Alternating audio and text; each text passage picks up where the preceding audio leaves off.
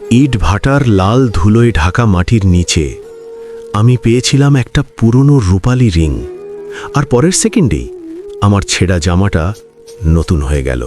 রিংটা আঙুলে দিতেই যা ছুঁই সেটাই ঠিক হয়ে যায়। ভাঙা চাল, ছেঁড়া কম্বল ঠিক, মায়ের পুরনো চশমাটাও একেবারে নতুন।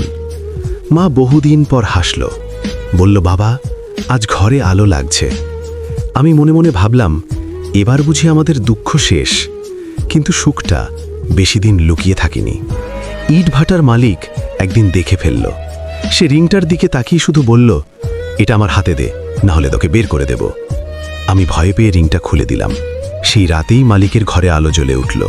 তার ভাঙা ঘড়ি নতুন হলো, পুরনো টাকা চকচক করল। কিন্তু পরদিন ইট ভাটার আগুনটা হঠাৎ অদ্ভুতভাবে ছড়িয়ে পড়ল। জল ঢাললেও থামে না। আমি দৌড়ে বাড়ি ফিরলাম ওষুধ নিয়ে। কিন্তু ঘরে ঢুকেই দেখলাম মা শুয়ে আছে, চোখ দুটো আধ খোলা, আর শ্বাসটা খুব আস্তে। আমি তার হাত ধরতেই মায়ের আঙুল থেকে একটা জিনিস মাটিতে গড়িয়ে পড়ল। আমার সেই রিংটা নিস্তেজ, ঠান্ডা, আর আমার ঘরটা আবার অন্ধকার।